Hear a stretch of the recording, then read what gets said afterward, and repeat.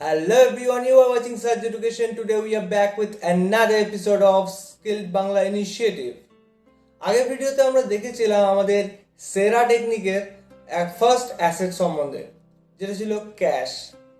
তো আজকে আমরা কথা বলবো সেই টেকনিকের সেকেন্ড অ্যাসেট নিয়ে। তো স্ট্র্যাটেজিটা সম্বন্ধে আরেকবার বলে দিই। এখানে আমরা 20 ডিফারেন্ট টাইপস অফ অ্যাসেট বা ইনস্ট্রুমেন্টের কথা বলবো, যেখানে আমরা আমাদের আগামী 5 বছরের যে টোটাল এক্সপেন্স তার 20 ভাগের 1 ভাগ অংশ 20টা ইনস্ট্রুমেন্টে ইনভেস্ট করব। তার ফলে প্রত্যেক ইনস্ট্রুমেন্টে আমরা আমাদের 3 মাসের খরচার সমান পরিমাণ টাকা আমরা এক একটা ইনস্ট্রুমেন্টে জমা রাখব। এর ফলে আমরা আমাদের আগামী 5 বছরের জন্য একটা অ্যামাউন্ট স্টোর করে রাখতে পারবো, যেটা দিয়ে আমাদের যে কোনো রকম অ্যাডভার্স সিচুয়েশনকে আমরা ডিল করতে পারবো। যদি আমাদের শেয়ার মার্কেট কখনো ফল হয়, তখন এর মধ্যে থেকেই অ্যাসেট অ্যালোকেশন টেকনিক ফলো করে একটা ইনস্ট্রুমেন্ট থেকে অন্য ইনস্ট্রুমেন্টে আমরা টাকা ট্রান্সফার করতে পারবো। যেমন শেয়ার মার্কেট ফল হলে গোল্ড থেকে টাকা শেয়ার মার্কেটে যাবে, আবার শেয়ার মার্কেট অনেক উপরে র্যালি করলে অবভিয়াসলি শেয়ার মার্কেট থেকে টাকা বেরিয়ে গোল্ড, ডেট এই জাতীয় ইনস্ট্রুমেন্টে শিফট করবে। তো এর মধ্যেই আমরা আজকে সেকেন্ড অ্যাসেট নিয়ে কথা বলবো, যেটা হলো হাই রিটার্ন সেভিংস অ্যাকাউন্টস। তো আমরা জানি ব্যাংকে সেভিংস অ্যাকাউন্টে জেনারেলি আমরা 3 থেকে 4% রিটার্ন পেয়ে থাকি, কিন্তু কিছু কিছু ব্যাংক আছে, কিছু কিছু সেভিংস অ্যাকাউন্ট আমরা দেখতে পাই বিভিন্ন রকম স্মল ব্যাংকে, যেখানে রেট অফ রিটার্ন 5 থেকে 7% পর্যন্ত দেখা দেয়।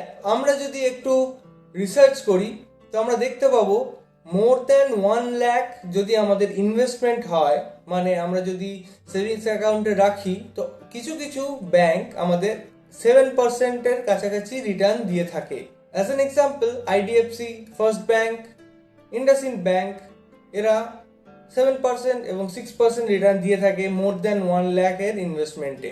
এখানে আমরা আগামী 3 মাসের এক্সপেন্স যেহেতু স্টোর করব, তো সেটার অ্যামাউন্ট 30,000 থেকে 40,000 যদি আমাদের এক্সপেন্স হয়, তাহলে আমাদের 3 মাসের এক্সপেন্সের টাকা অবভিয়াসলি মোর দ্যান 1 লাখ হবে। তো আমরা যদি দেখি যে আমাদের এক্সপেন্সের খরচা 30,000 হয় এবং আমাদের 90,000 হচ্ছে 3 মাসের খরচা, তাহলে আমরা সেখানে এক্সট্রা 10,000 অ্যাড করেও মোর দ্যান 1 লাখ বানিয়ে সেটাকে আমরা এই ধরনের সেভিংস অ্যাকাউন্টে রাখতে পারি। তো সেভিংস অ্যাকাউন্টের সুবিধা কি হয়? সেভিংস অ্যাকাউন্ট থেকে আমরা যে কোনো সময়তে টাকা উইথড্র করতে পারি। তো আমরা যদি জীবনের কোনো সময়তে জব সুইচ করতে চাই অথবা আমাদের কেরিয়ার চেঞ্জ করে অন্যরকম কিছু ট্রাই করতে চাই, তো তখন আমাদের এই ধরনের একটা ফান্ড থাকা দরকার, যেটা আমাদের এই রকম সিচুয়েশনে সেফটি প্রদান করবে। আমাদের ফার্স্ট অ্যাসেট ক্যাশ যখন এমার্জেন্সি জন্য রাখা থাকবে, আমাদের সেভিংস অ্যাকাউন্ট ইমিডিয়েট কোনো খরচা বা আমাদের এক্সট্রা কোনো ইনভেস্টমেন্টেও কাজে লাগবে এই অ্যাসেটটা। আমাদের একটা জিনিস মনে রাখতে হবে, কোনো রকমই ইনভেস্টমেন্ট রিস্ক ফ্রি হয় না। তো আমরা যখন কোনো ব্যাংকে সেভিংস অ্যাকাউন্টে রাখছি, এটাও মনে রাখতে হবে যে সেই ব্যাংকও কখনো ডিফল্ট করে যেতে পারে। তো একটা ব্যাংকে আমাদের যে টাকা থাকে তার একটা অ্যামাউন্ট পর্যন্ত ইনশিওর্ড থাকে, মানে আরবিআই আমাদের টাকা একটা পার্টিকুলার ব্রাঞ্চে একটা পার্টিকুলার অ্যাকাউন্ট হোল্ডারের জন্য 5 লাখ পর্যন্ত টাকা ইনশিওর করে রাখে। মানে আমাদের যদি অ্যাকাউন্টে 1 লাখ টাকা থাকে, সেটা ইন্স্যুরেন্স আরবিআই করে রাখে। তো আমরা ব্যাংক ডিফল্ট করে গেলেও সে 1 লাখ টাকা পেয়ে যাব। এরকম করে যদি আমাদের 2 লাখ থাকে তো 2 লাখ পেয়ে যাব, 5 লাখ থাকলে 5 লাখও পেয়ে যাব।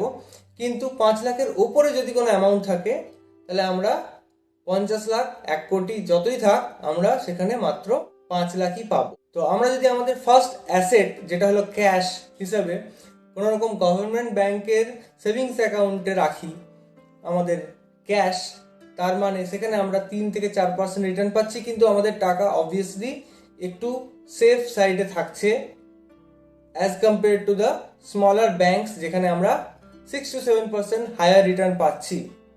তো সেই জন্য যে কোনো ব্যাংকেই আমরা যখন টাকা রাখবো, আমাদের টাকার অ্যামাউন্ট যেন 2 থেকে 3 লাখের মধ্যেই থাকে, যার ফলে আগামী 10-15 বছরে যদি আমাদের টাকার পরিমাণ ডবলও হয়ে যায়, তাহলেও সেটা 5 লাখ যেন না ক্রস করে।